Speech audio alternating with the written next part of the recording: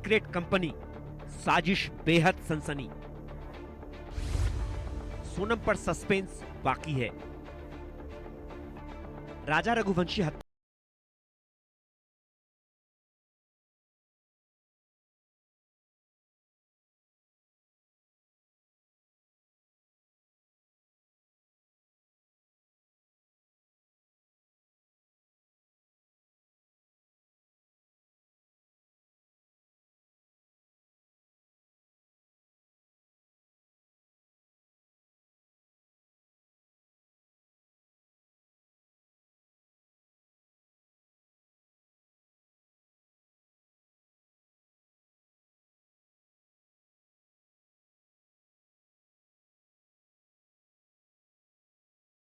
सोनम के 7 मददगार तो पहले ही गिरफ्तार हो चुके थे और अब 8वें किरदार की भी गिरफ्तारी हो चुकी है। नाम है लोकेंद्र तोमर।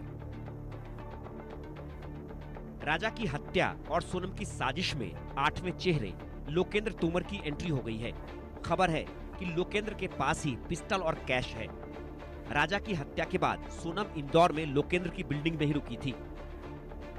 राजा रघुवंशी हत्याकांड मामले में एक नए किरदार लोकेंद्र तोमर की एंट्री और उसी एंट्री के साथ उसकी गिरफ्तारी। बताया जा रहा है कि ग्वालियर के गांधीनगर से उसे गिरफ्तार कर लिया गया है। एसआईटी की टीम ग्वालियर की टीम से इसका हैंडओवर लेगी और उसे इंदौर लेकर आएगी। इंदौर में एसआईटी की टीम, शिलांग की पुलिस लगातार उनसे पूछताछ करेगी और उन तमाम पहलुओं के ऊपर पूछताछ होगी जिसमें कि ये कहा जा रहा है कि लोकेंद्र तोमर ने एक अहम रोल प्ले किया था उन सारे सबूतों को नष्ट करने के मामले में और साथ ही पुलिस को गुमराह करने के मामले में। खबरों के मुताबिक लोकेंद्र तोमर ने ही सोनम को हत्याकांड के बाद छिपने के लिए फ्लैट मुहैया कराया था। यही नहीं, उस पर हत्या के अहम सबूत नष्ट करने की कोशिश का भी आरोप है।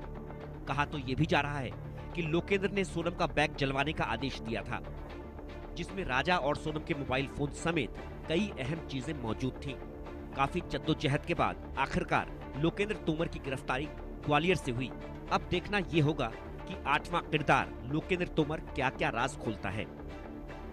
राजा रघुवंशी हत्याकांड मामले में आरोपियों की फहरिस्त बढ़ती हुई नजर आ रही है। 2 दिन पूर्व इंदौर से 2 लोगों को पुलिस ने उठाया था। वो 2 लोग थे, वो प्रॉपर्टी ब्रोकर सिलोम जेम्स और उसका गार्ड बल्ली। इन दोनों से पूछताछ में पता चला है कि जिस बैग की तलाश की जा रही थी, वो बैग जिसमें कि एक पिस्टल बताई गई थी, वो बैग जिसमें 5 लाख रुपए नगद की बात की गई थी, वो ट्रॉली जिसमें सोनम के कपड़े और ज्वेलरी थे और साथ ही ये भी बताया गया कि उसमें राजा की वो सोने की चेन भी थी जो वो यहाँ से शिलोंग पहन कर गया था। ये अहम सुराग थे, लेकिन इन अहम सुरागों को सिलोम ने अपने गार्ड की मदद से नष्ट करने की कोशिश की। सिलोम ने उन बैग्स को जाकर जला दिया। फोरेंसिक की टीम मौजूद थी, एसआईटी की टीम मौजूद थी। एसआईटी की टीम ने वहां फोरेंसिक की टीम के साथ मिलकर उस जले हुए अवशेष जो बैग के थे उन्हें प्राप्त किया और साक्ष्य के रूप में कोर्ट में पेश किए जाएंगे। सवाल उठ रहा था कि वो पिस्टल कहां गई, सवाल उठ रहा था कि वो ज्वेलरी कहां है। सिलोम ने ही, सूत्रों की जानकारी से जो हमें जानकारी मिली है उसमें बताया गया है कि सिलोम ने ही इस बात की निशानदेही की कि उसने लोकेंद्र तोमर नाम के व्यक्ति के कहने पर यह सब काम किया था और सारा कैश और पिस्टल लोकेंद्र तोमर ले गया था। अब ये लोकेंद्र तोमर या 8वां किरदार कौन? यह 8वां किरदार दरअसल में हम याद करते हैं वो 13 दिन की फरारी को, जब सोनम ने एक फ्लैट के अंदर फरारी काटी थी जिसे सिलोम जेम्स ने ही उसे दिलवाया था। इस बिल्डिंग का ओनर, इस बिल्डिंग का ग्वालियर निवासी ओनर लोकेंद्र तोमर उसी बिल्डिंग में रहता था। लोकेंद्र तोमर की सिलोम के साथ में अच्छी पटती थी और साथ में बिजनेस किया करते थे। लोकेंद्र ने सिलोम को समझाया कि मैं मामला संभाल लूंगा, केवल इन बैग्स को जाकर ठिकाने लगा दो। ऐसा सूत्रों से जानकारी मिली है कि ऐसा सिलोम ने पुलिस को बताया। अब पुलिस के रेडार पर यह 8वां नाम आता है। केंद्र को ग्वालियर से गिरफ्तार कर लिया गया है, क्योंकि जब तक वो सामने नहीं आया था, तब तक ये संशय बना हुआ था कि दरअसल में वो सामान किसके पास है। अब कहीं ना कहीं ये गुत्थी खुलती हुई नजर आती है कि जब लोकेंद्र के बयान होंगे, जब लोकेंद्र इस बात की तस्दीक करेगा कि जिस चीज की तलाश शिलोंग पुलिस को थी, वो पिस्टल, वो पैसा और वो ज्वेलरी, वो अब कहां है। और जाहिर सी बात है, शिलोंग पुलिस लगातार इंदौर में डेरा जमाए हुए है और हर उस चीज पर तफ्तीश कर रही है, तहकीकात कर रही है और सभी साक्ष्य अपने साथ लेकर वो शिलोंग वापस जाएगी। सोनम की साजिश का हर पन्ना लगातार खुल रहा है। हर साजिश तार तार हो रही है, हर प्लानिंग की पोल खुल रही है। और इन्हीं तमाम खबरों के बीच खबरें ये भी हैं कि शिलोंग पुलिस को जांच में पता चला है कि सोनम और राज ने मिलकर एक कंपनी खोली थी। राज कुशवाहा और सोनम की कंपनी राज कुशवाहा की मां के नाम पर रजिस्टर्ड थी। लाखों रुपए इधर से उधर हो रहे थे। कहा तो ये भी जा रहा है कि सुपारी के पैसे भी इसी कंपनी के अकाउंट से दिए गए थे। राज कुशवाहा और सोनम रघुवंशी क्या हवाला में लिप्त थे, इस बात के संकेत हमें पहले भी कई बार मिले थे। लेकिन राजा रघुवंशी के भाई विपिन ने आज इस मामले में खुलासा करते हुए कहा कि एक कंपनी बनाई गई थी जो कि राज कुशवाहा की मदर के नाम से बनाई गई थी।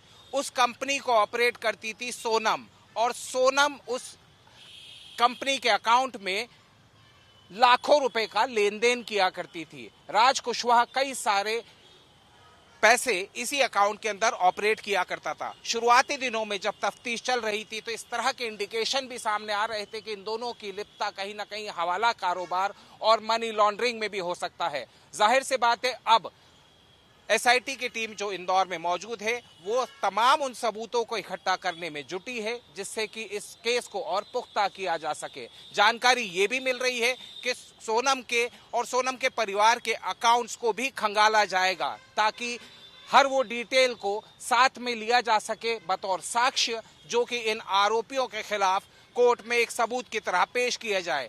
हालांकि हवाला कांड के अंदर इसकी लिप्तता के बारे में कई बार कई सवाल उठे थे। राज कुशवाहा लाखों का लेन देन किया करता था और लाखों के लेन देन का इन अकाउंट से कहीं ना कहीं संबंध बताया जा रहा है। हालांकि सोनम के परिवार का प्लाईवुड का बिजनेस था, लेकिन उस प्लाईवुड के बिजनेस में हमने देखा था कि सोनम ने अपने मौसेरे भाई के नाम से भी अकाउंट्स खोल रखे थे। बताया गया था कि 3 सेविंग अकाउंट्स खोले थे और 1 करंट अकाउंट खोला था। लेकिन अब ये नया चौंकाने वाला खुलासा सामने आता है कि राज कुशवाहा जो मेन अक्यूज है, उसकी मदर के नाम पर एक कंपनी खोली गई थी और उसका ऑपरेशन सोनम और राज किया करते थे। वहीं इन तमाम साजिशों के बीच राजा रघुवंशी का परिवार लगातार नार्को टेस्ट की मांग कर रहा है। राजा रघुवंशी के परिवार का तो ये भी कहना है